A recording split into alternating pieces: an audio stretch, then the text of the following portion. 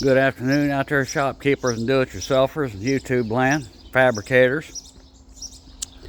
You ever tried to load a vehicle onto a trailer and the dovetail is too steep, or the climb is too steep for the clearance of the vehicle, and your ramps are not long enough, or you got to put a bunch of lumber underneath the end of the ramps to pick them up, to change the angle and all that, and you can take and put some lumber underneath your tow vehicle tires, so when you back up over it, it raises the front of the trailer, drops the rear. Well, that's a pain in the hind end. Sometimes you have to unload a vehicle that doesn't run, and if you can get it to roll off, well, that's great. Well, this trailer has got a bit of already preload uphill or downhill, however you want to look at it, which can be corrected by raising the extension sleeve in the tongue, but I like where it's at.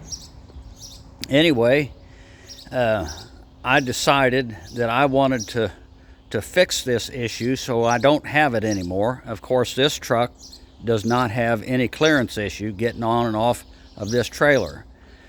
And the trailer itself doesn't have a lot of height in the back, but some of these cars got real low ground clearance, and then you give them a flat tire, you can almost bet you're going to have a issue getting it loaded.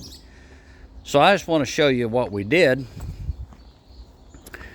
We took this cylinder apart up here, or sleeve, actually be a sleeve, the lower section, took it out, and you can see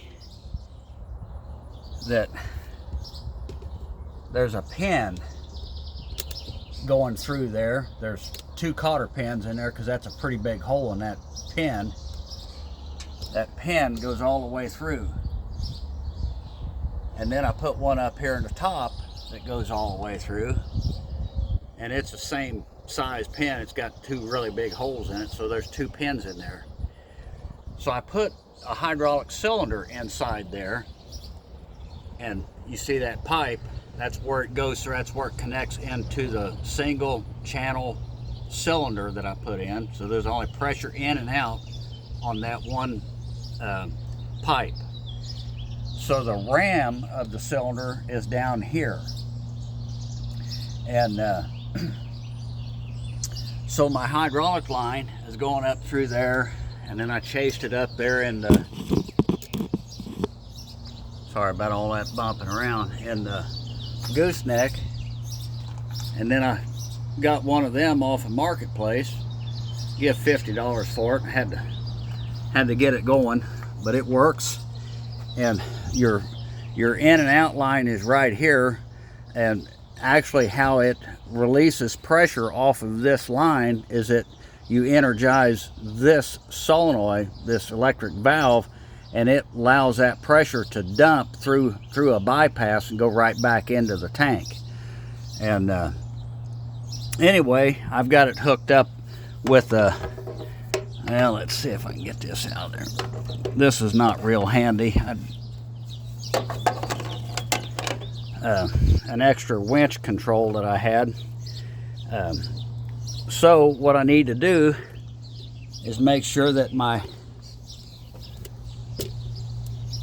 tongue is unlocked right there, which it is, but I'll show you that it is. That's locked, that's unlocked, and I've got a battery on my trailer that runs my winch and this, and then it's powered by that cord that laying right there that's unplugged. Also, there's a 10 gauge wire in the 7-pin connector that goes through, and it hooks to the battery on the trailer as well. So I push this button,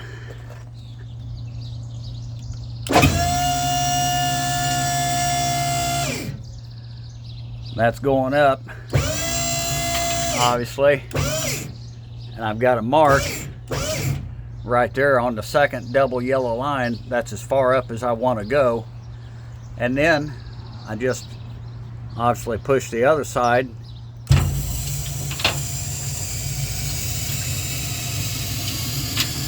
And it dumps. Okay. We'll measure this. We're at 20 inches.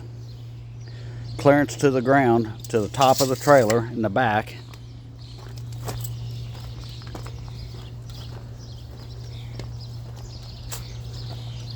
We'll run this back up.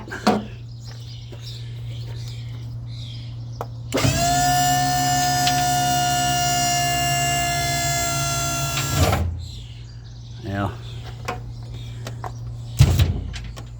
that's why my chains were unhooked. And that connector right there.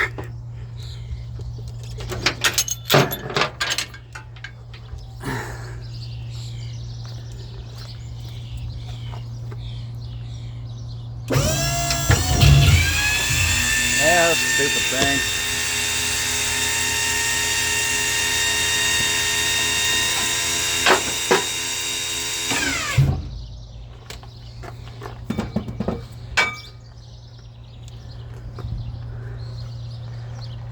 That solenoid stuck. That's the solenoid to control to turn the motor on. That solenoid sticks. I had both my hands full, and I got this pipe right here.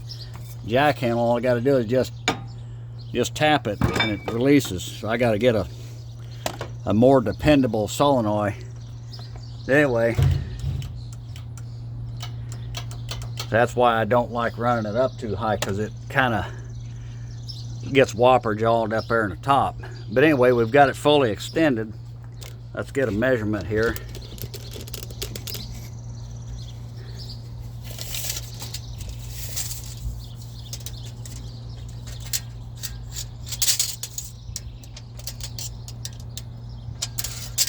Dang it.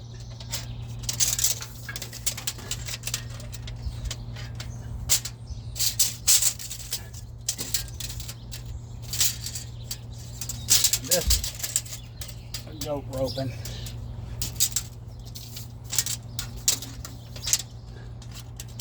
We raised it up 14 and 3/4 inches, but actually we're going to stop at 14. We're going to stop at 14, and what I can do is connect a chain to the end of that pin right there and secure it to that bolt right there, and that will keep that from overextending. When it comes to the end of that chain, it'll stop. It won't overextend. But the cylinder actually stops at about another ½ inch. It runs out of working limit. Anyway, we were at I think it was 19 inches back here. With it fully extended,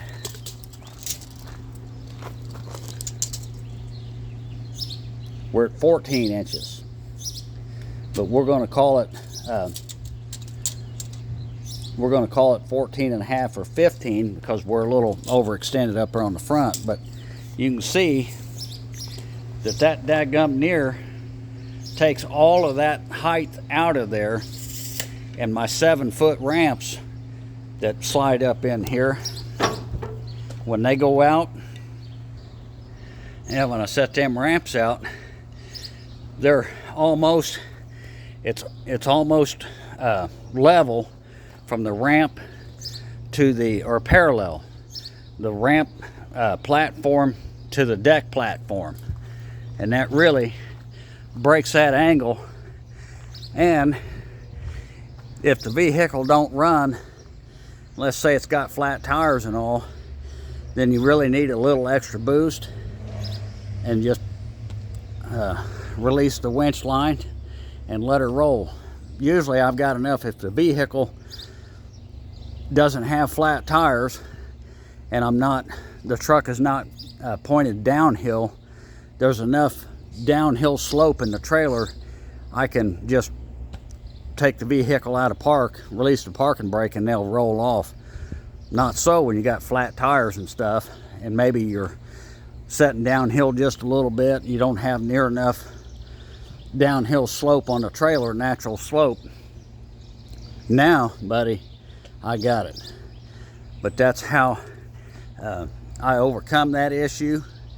And I have placed blocks underneath my landing gear and cranked it down and picked the front of the trailer up. But what that does, that also picks up here, and it would pick up the truck bed, and I'd have to well, the truck bed and frame, pick the whole truck up.